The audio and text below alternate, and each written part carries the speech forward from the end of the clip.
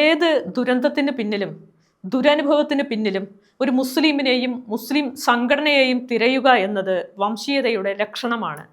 തിരഞ്ഞെടുപ്പ് കാലത്ത് ഇത്തരം ഇസ്ലാമോഫോബിക് വംശീയവാദങ്ങൾ അരങ്ങു തകർത്തു വാഴും.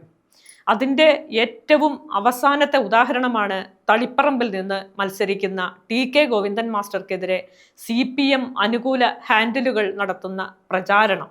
6 പതിറ്റാണ്ടോളം CPMൻ്റെ നേതൃനിരയിൽ പ്രവർത്തിച്ച ആളാണ് TK Govindan master. CPM Kannur ജില്ലാ നേതൃനിരയിൽ പ്രവർത്തിച്ച ആൾക്കെതിരെയാണ് അത്യന്തം ഹീനമായ പരാമർശങ്ങൾ ഉയരുന്നതെന്ന് ഓർക്കണം.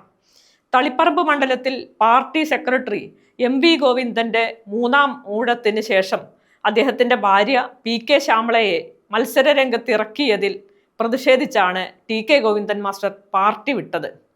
ഇതിൽ പ്രകോപിതരായാണ് CPM അനുകൂല ഹാൻഡിലുകളുടെ ഭാഗത്തു നിന്ന് അദ്ദേഹത്തിനെതിരെ പ്രചാരണം നടക്കുന്നത്.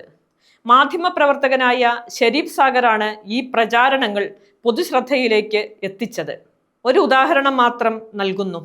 സനേഷ് കുവേരി എന്ന പേരിലുള്ള ID മാർച്ച് 31-ാം തീയതി FBയിൽ ഒരു പോസ്റ്റ് ഇട്ടിട്ടുണ്ട്.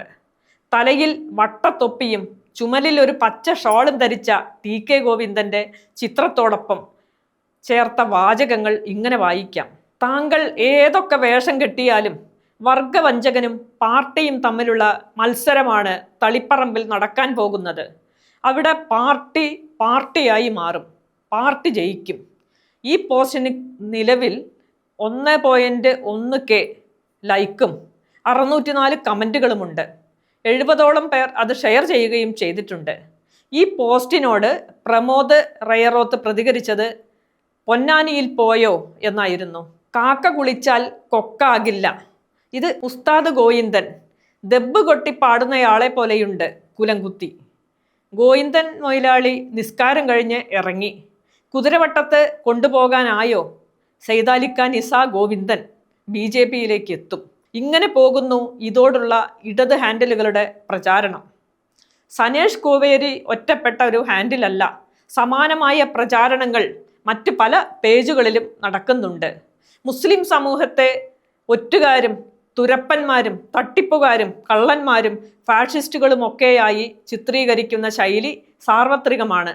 എന്നാൽ ഇത് മുസ്ലിങ്ങളെ മാത്രമല്ല, മുസ്ലിങ്ങളുമായി ചേർന്ന് നിൽക്കുന്നവർക്കെതിരെയും ഉണ്ടാകാറുണ്ട്.